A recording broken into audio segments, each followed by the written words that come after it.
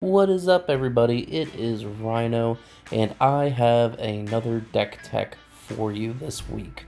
We are 1 week after pre-release for Modern Horizons 3, and I had a lot of fun with it. I went 3-2, and I got to meet a lot of new players. If you've never been to a pre-release, you should totally go. A lot of fun. I can't tell you how much I enjoyed myself. But while I was building the deck, and especially afterwards, I was just thinking about how Modern Horizons 3 is going to change the Pauper format. So for this episode, I have taken a Modern Horizons 3 card and slotted it into a pre-existing Pauper deck to make what I think is a better version. I am calling this version Molten Altar, but it is just a variation of Altar Tron. If you're not familiar with Altar Tron, we're going to go over what the original deck is supposed to do, and then how the Modern Horizons 3 card makes it better. So for Altar Tron, it is like every standard Tron deck. You need to get your Urza's Mine, Urza's Power Plant, and your Urza's Tower onto the battlefield, so you tap for a bunch of land. You also need to have a Ashnod's Altar, which you sacrifice a creature, and you add 2 mana. Then you play a Mirror Retriever. You sacrifice the Mirror Retriever A, we're going to call it, to the graveyard to generate 2 mana. You use that 2 mana to play Mirror Retriever B.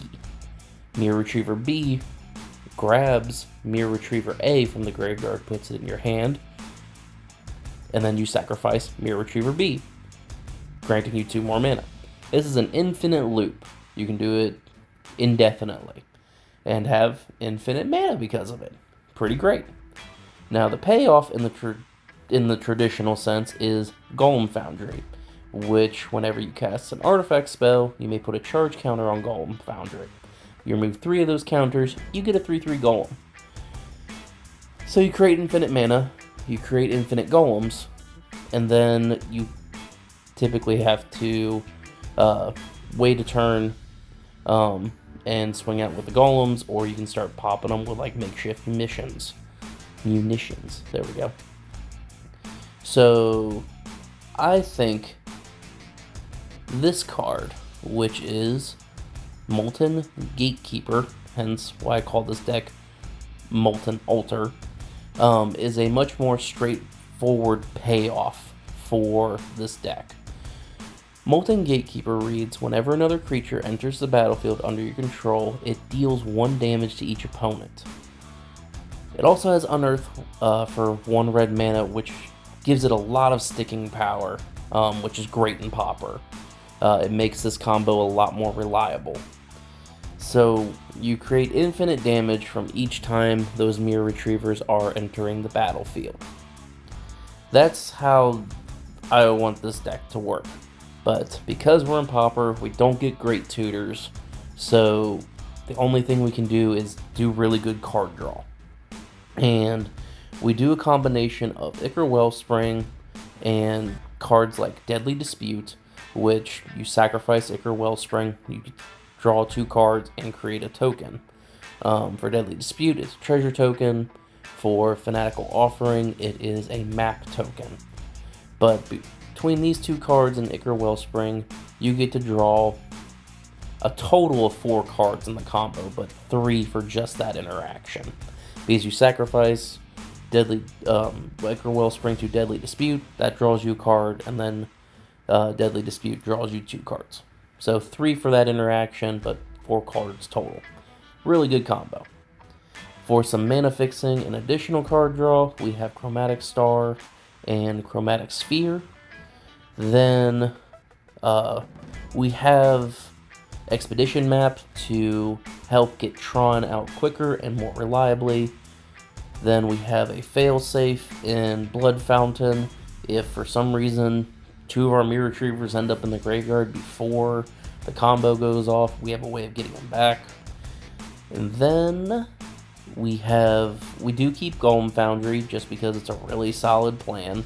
and I think a deck should always keep in mind of having multiple ways to win, especially when it's a combo deck. A final backup plan of makeshift munitions. If all else fails, you can just start flinging all these artifacts you have on the field at your opponent and hopefully get the win that way. And then to help us with a little bit of survivability and just have a big beater is Thangren Marauder, which whenever an artifact is put into the graveyard from the battlefield, you gain 5 life.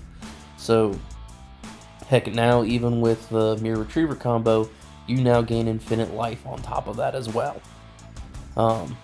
Infinite damage, infinite life, infinite mana. Maybe we should just call this deck Infinite.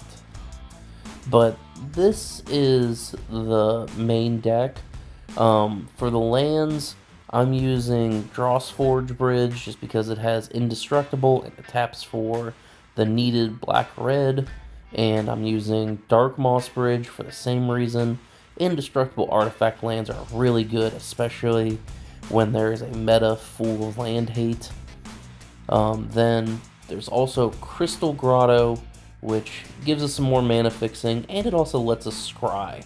Not only lets us do it the one time, but that's still helpful, especially in a pinch.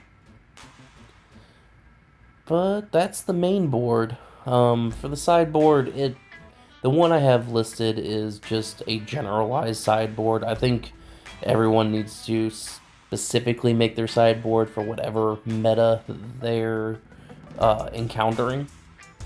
But this one has Relic of Progenesis, just to get rid of pesky graveyard play. Pyroblast, because we all hate blue. Molten Rain for the mirror match and for Callgate. End the Festivities for all the Rebirth decks that have been popping up, and Elves, and pretty much anything that likes to go wide with little creatures. Chainer's Edict, so that way you have a way of getting around protection from like boggles, and then you have some cast down just for some spot removal if you're playing an opponent that just has some big baddies and you need to target just that one card. That's what I got for this week though, guys. I hope you enjoyed it. If you did, please like, subscribe, share, and tell me what you think in the comments below. If you really want to support me, I have a card shop. It is called Rhino Life Gaming, and I just sell Magic the Gathering card singles on there. Be a really big help if you stop by, check it out, maybe buy a card. The more cards you buy, the more you save in shipping. But that's what I got this time, guys. Y'all have a good one. Go play some games.